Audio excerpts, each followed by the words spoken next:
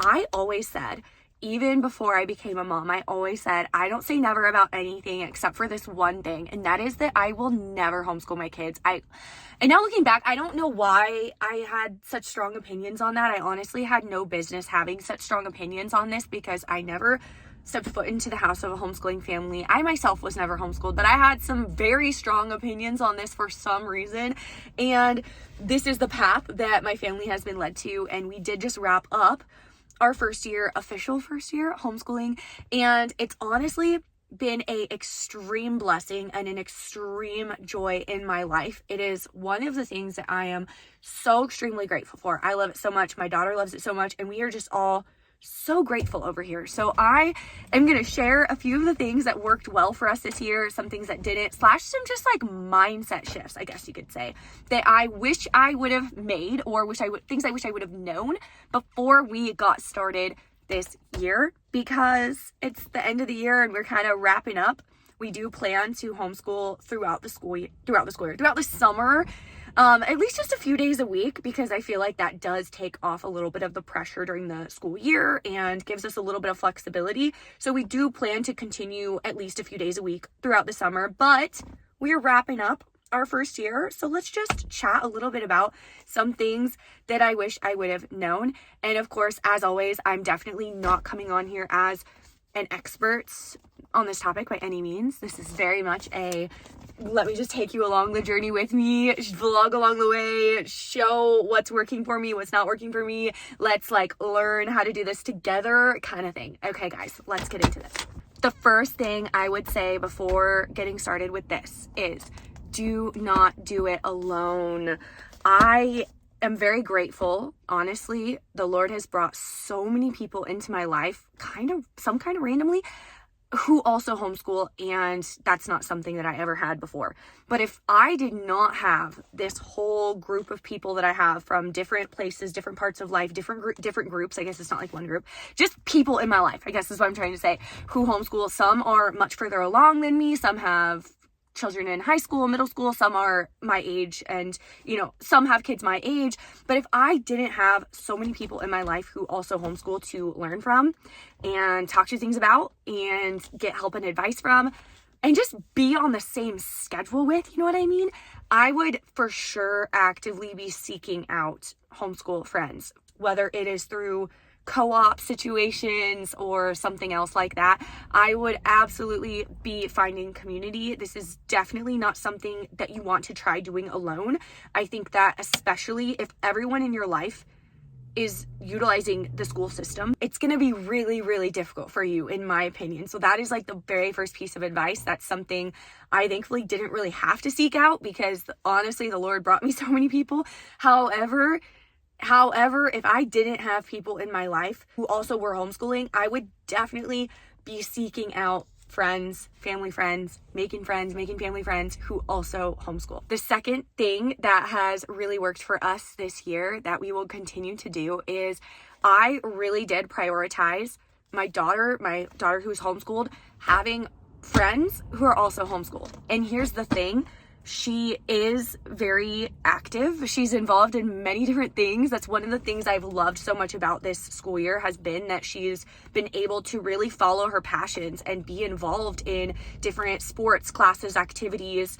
And she's been able to really follow and lean into her passions, even though I know she's still really young, but she's been able to do activities that I would have honestly never let her do if she was going to school all day and then doing these activities after, and then we see her for an hour. That would not be it for me. So having that time with her, having so much time as a family, but then also she gets to have a lot of different activities, classes, that type of thing. To me, that's a huge blessing. So while she is absolutely around many children whose families look a lot different than hers, she's around kids of different backgrounds because of the activities, classes, sports that she's signed up for and doing, if that makes sense. She does have that in her life sprinkled throughout the week, but at the same time, I do prioritize and will continue to prioritize making sure that she has friends who are also homeschooled, because just one, it's important to have people on your schedule so you can have, hang out at the same time, but also I know as an adult, I have friends who are not in my same space in life at all. And that's great. We're great friends. It's amazing. It's wonderful. We have fun together. But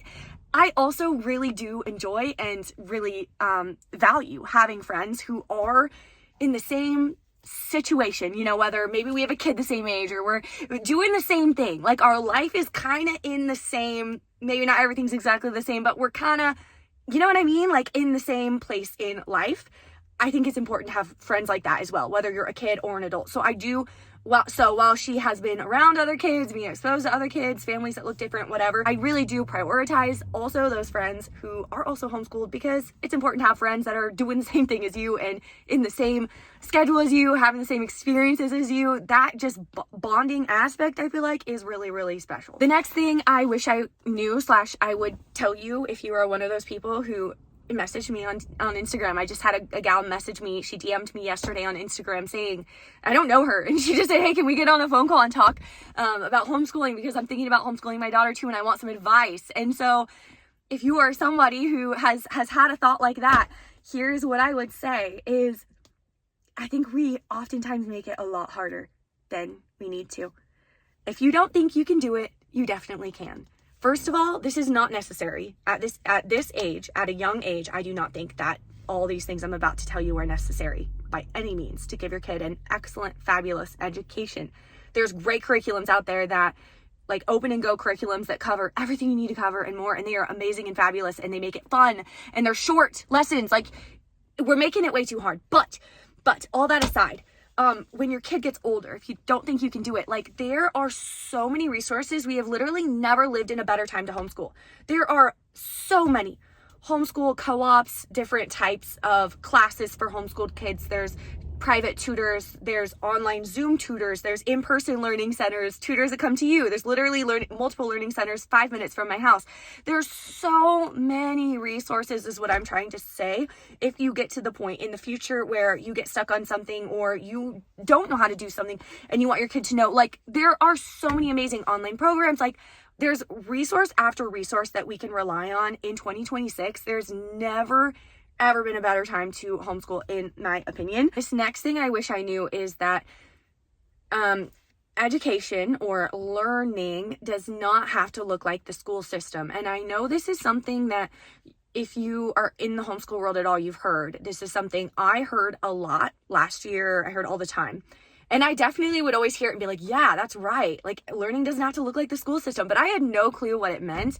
And now kind of what it means to me, one small example is the fact that you can learn, and I've seen this right before my eyeballs this year happen. My daughter literally learned how to read, for example, without doing it at a desk at 9 a.m. at the same time. And I know a lot of homeschool families who are wonderful families and they thrive having the same exact routine every single day, and they are much more structured than I am and routine-y than I am, and that's fine. But you don't have to do it that way also. Like you can do it that way, but you also don't have to do it that way. I would say if someone says your kid needs to learn how to be in the real world because so they need to sit at a desk all day from, like, that's not a real world. That's not the real world. School is so not the real world. Like, so not the real world, okay? So I would say I have seen my daughter right in front of my eyeballs learn. She's learned so much this last year. She's learned so fast this last year.